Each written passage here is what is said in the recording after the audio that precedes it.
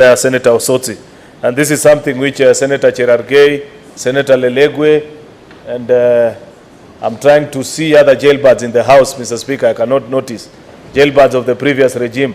People who have suffered the very, Mr. Speaker, inhumane and totally irresponsible acts of the excesses of the police, Mr. Speaker, as honorable members of parliament. This is something for which I think we can easily cross ranks. A honorable member, Mr. Speaker, is not an ordinary citizen, not because you're elected, but because you speak on and on behalf and for behalf of other people, Mr. Speaker. Therefore, in going about your duties, many are the times for which you will be caught in certain situations for which, if it was upon your individual choice, Mr. Speaker, you may not have been there. But in your duties as you represent other people, there are places you'll have to go. There are things you'll have to say. You know, Mr. Speaker, there are people you'll have to rub the wrong way on behalf of the people that you speak for, Mr. Speaker.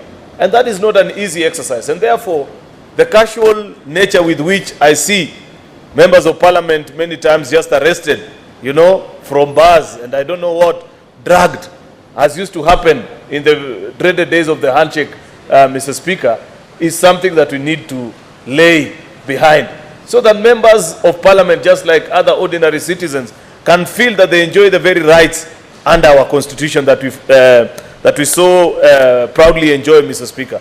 And therefore, this is an attempt to provide for clear channels of how members of parliament specifically are treated during time when police, for one reason or the other, want to attract your attention.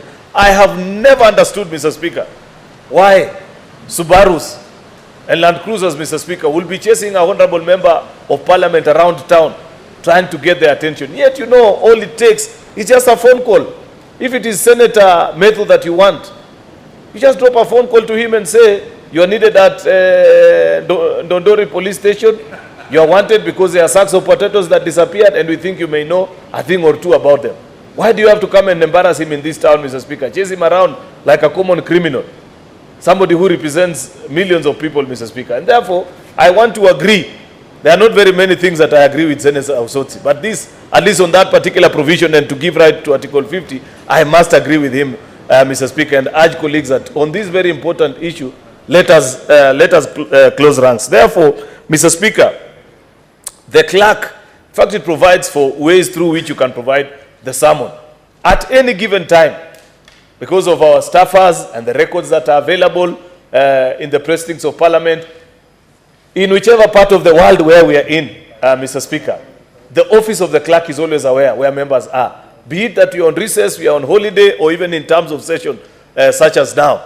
Therefore, this provision to provide that the clerk shall cause summons to be served within 7 days of receipt of directive, such that when you are needed, it is important to inform, you know, the clerk and say, we need member XYZ, please tell him to appear before such and such a police station in a nice and decent way. And I expect, Senator Osotsi, that we don't stop at members of parliament alone. That needs to be the norm even for ordinary citizens, except for criminals who are on the run.